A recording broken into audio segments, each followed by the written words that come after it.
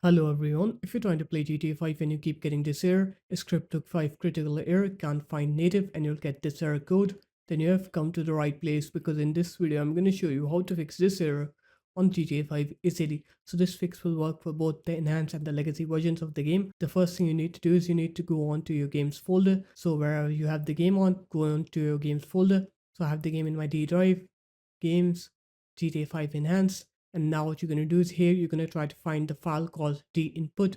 So just search for any file named dinput here. If you don't have it here, just don't do anything. But if you have it here, just delete that file and then you can try playing the game. If that works for you, then good. If it doesn't, then the next thing you can do is you can open up your web browser and then you're going to go on to ScriptHookV here. So search for it, ScriptHookV, and then go on to this website, devc.com.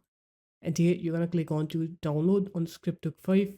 You're going to download the latest ScriptHookV on your computer. Once it's done downloading, you're going to open it up and then you're going to go into this bin folder and then you're going to extract all three of these files into your games folder. So wherever you have your game, just extract all three of these files here. If you want the trainer, you can extract it as well. You'll also need to extract this file along with it.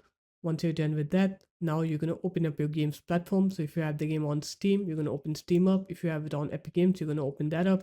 I'm going to show you Steam first. Right click on your GTA 5, click properties, click install files, and then click verify integrity of game files. And now I'll show you Epic Games. You're going to go into your library, click onto these three dots, click manage, click verify here, and then verify your game's files. Once you do that, your game files will be verified and you'll be able to play the game now. So this guys, that's how easy it was. If you guys found this video helpful, make sure to leave a like, comment, and subscribe to the channel. And I'll see you in my next video.